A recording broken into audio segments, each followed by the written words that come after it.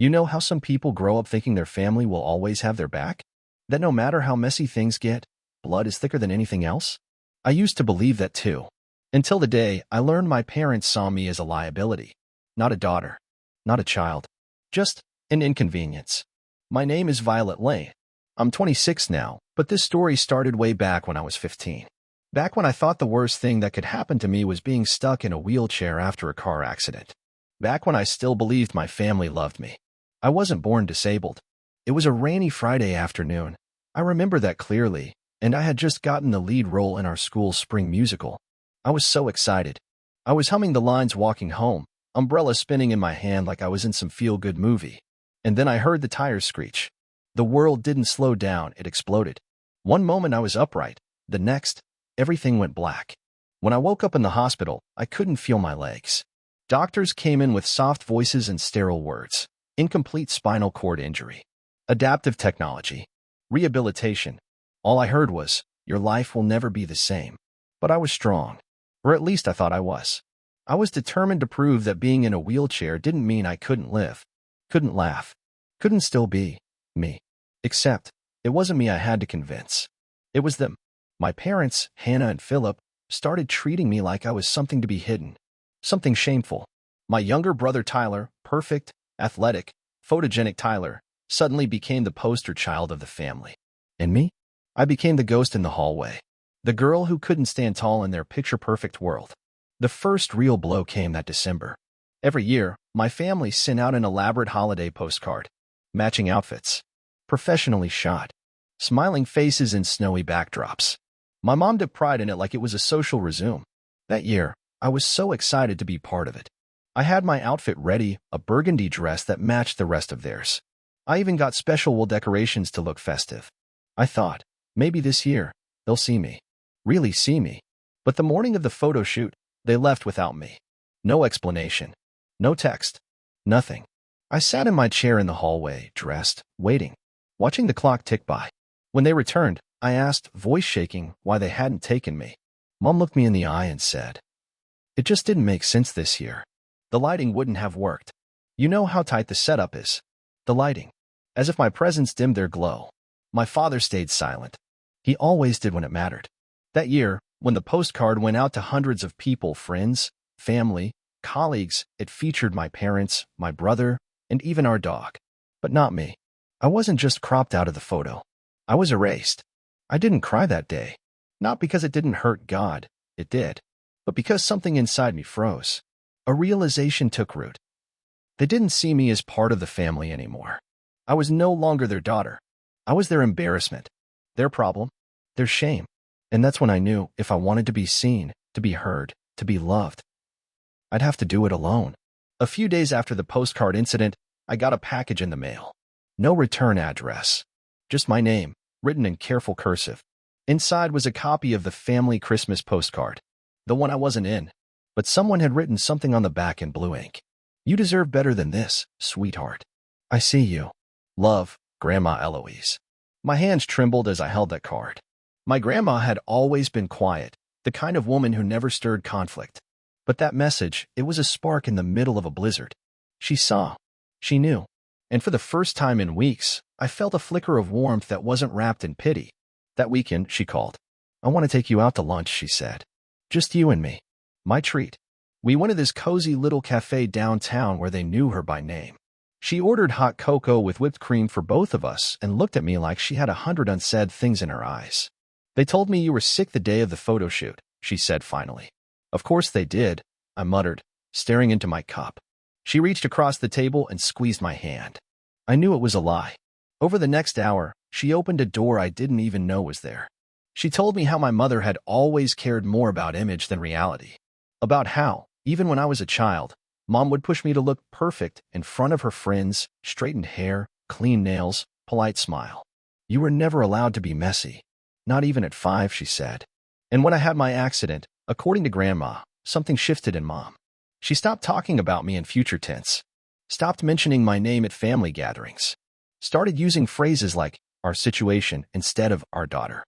She didn't lose a daughter, Grandma whispered. She lost control of the narrative. That sentence shattered me. Because deep down, I had always blamed myself. Maybe I was too much. Too loud. Too bitter. Too broken. But now I saw it clearly. It wasn't about me. It was never about me. Grandma wasn't finished. You know what really pushed me over the edge, she said. Last week at the club, your mother showed me the postcard like it was some glossy magazine ad. She said, "Doesn't it look perfect this year?" She paused. I asked where you were. She looked me dead in the eye and said, "It just didn't work with the layout." Violet understood. I nearly choked. Understood? No. I endured. That's what I did. And I was done pretending it didn't matter. That night, I posted something on my private social media. Just a few close friends and extended family followed me.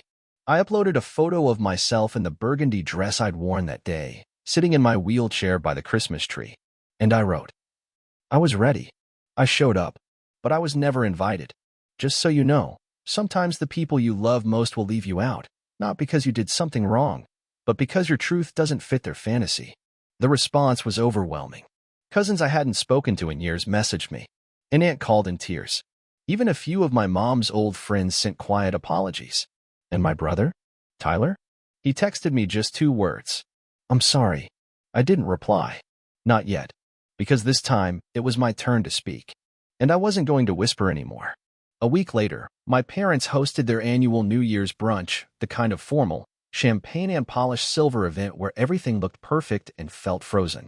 I wasn't invited. Of course I wasn't. But Grandma Eloise was. And she brought me as her +1. The moment we stepped into that manicured living room, all eyes turned. I could feel the hush ripple across the floor like someone had pulled the music's plug. There I was, in my wheelchair, in a deep emerald green dress, with my hair braided in a crown across my head, not their hidden shame this time, but unmissable. My mother's face paled like she'd seen a ghost. My father looked like he was trying to figure out whether to fake a smile or escort us out. Violet, my mother said with a practiced tone, this wasn't really the kind of family event. I cut in, because I thought that's what New Year's brunch was for. Celebrating family, or at least the selective version of it. People watched us like a soap opera come to life. Some pretended to be distracted with mimosas. Others stared shamelessly. I turned toward the fireplace mantel, the one they always decorated with framed photos. There it was, the infamous Christmas postcard, propped up for all to admire. I wheeled toward it, picked it up, and held it high. Do you all see this?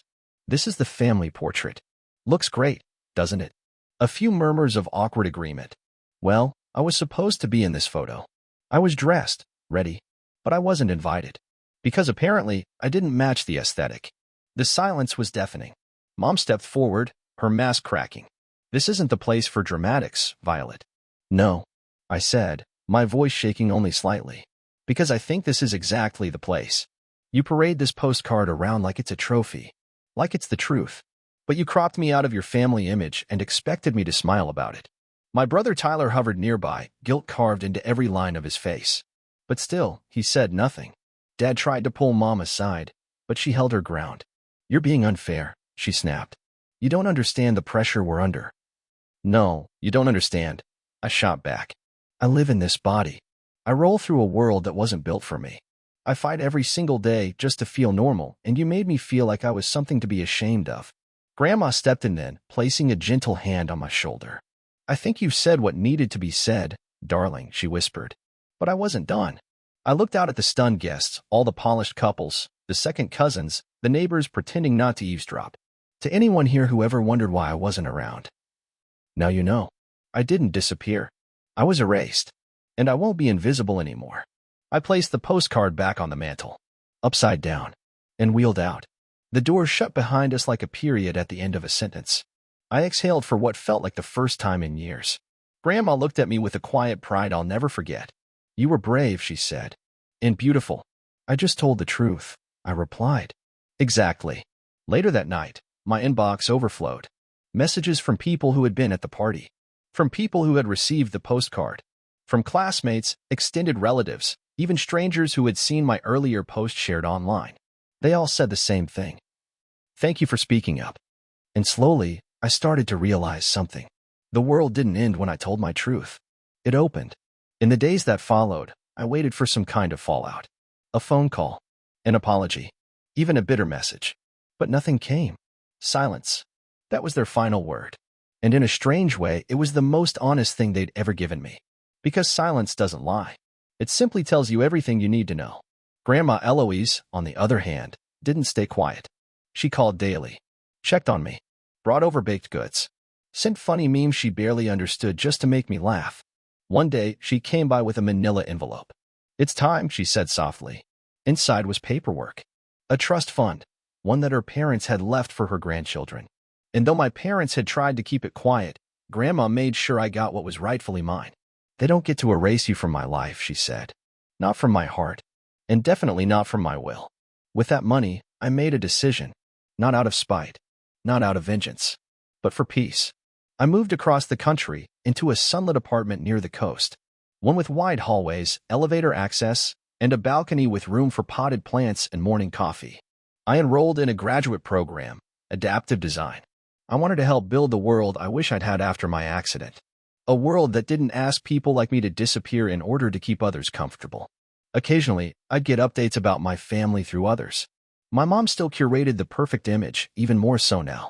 She posted photos of charity galas, matching outfits, captioned with vague spiritual quotes about family unity. Tyler reached out once. A long email. Apologizing. Explaining. Saying he always wanted to say something but didn't know how. That he had stood by too long. I read every word. And then I deleted it. Because forgiveness doesn't always mean re-entry. Sometimes, healing means closing the door. Gently. And walking away. But the story doesn't end in sadness. In fact, the story begins now. Because I started speaking at schools, advocacy panels, even textile talks, sharing my story. My truth. My fire. People listened. Girls in chairs came up to me crying, saying, "I didn't know I was allowed to take up space until I heard you." One mother whispered, "Thank you for making me realize what my daughter sees when I only post her brother's pictures." I built a life where I wasn't hidden, where I wasn't tolerated, where I was seen fully and unapologetically. And one day, as I stood on stage at a conference, sharing the story of the girl who got left out of the postcard, I realized something. That photograph? The one they thought would be perfect without me? They were right. It was a perfect portrait, not of a family, but of who they truly were. And I was never missing from that photo. I just didn't belong in it. Final message, voiceover style, ending. They excluded me to protect their image. But in the end, I built one of my own. One that can't be cropped, edited, or erased. I may roll forward on wheels, but I stand taller than they ever expected.